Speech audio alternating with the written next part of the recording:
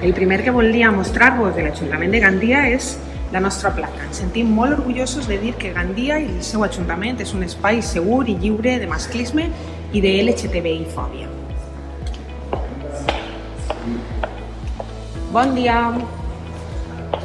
Quan pugem per l'Ajuntament, no sé si sabeu que aquest edifici té 240 anys, veiem el rostre, en retrat, de tots els alcaldes democràtics que ha tingut esta ciutat. I són l'alcalde Román, Moragues, Pepa Frau, José Manuel Orengo i Arturo Toro. Bon dia, Xilón.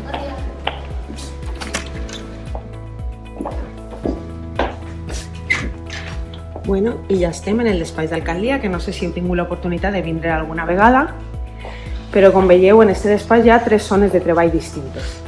Una primera zona, esta zona de sofàs, en la que quan fem alguna recepció a una associació o algun col·lectiu o algun esportista, ens sentem ahí, ens fem un cafè i xerrem.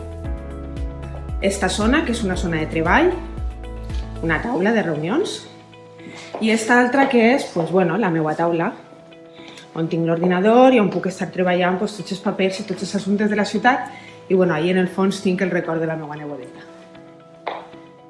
Com ahir era 8 de març, encara tenim així a la balconada penjats els delantals i tot el simbolisme que vam voler fer per a recolzar la vaga feminista que se va dur ahir a terme a la ciutat de Gandia, que va ser tot un èxit. Unes vistes meravelloses i a més un dia fantàstic el que fa avui. Així dins del despatx, normalment estic molt ben rodejada d'obra. Vaig ensenyar-vos un secret. Com veieu, ni és el quadre original ni són els marcs originals, perquè els originals ara mateix estan en una exposició que és l'exposició Patrimoni Gandia, que està al Museu de les Clarisses. I esta obra és una obra de Lozano, que és una salina, com si fos la nostra platja de la Huir, però són les salines del Saler, una duna. Així tenim un quadre de Collalas, que és un autor local, que el conegueu. Tenim una sala d'exposicions a Gandia que porta el seu nom. Este és un Antonio Tàpies, també se suposa que és el quadre de més valor de tot el patrimoni de l'Ajuntament de Gandia. Així tenim una Lucrecia, que està pintada per Antonio de Felipe, està mitjançant un magnum, i així tenim un gravat de Picasso. I esta fotografia, que és d'un portuguès, també m'agrada molt perquè és una mar, però és una mar en hivern o en la tardor, que és aquesta mar picada, aquesta mar que és grisa. I la veritat és que me transmeteix també molta pau.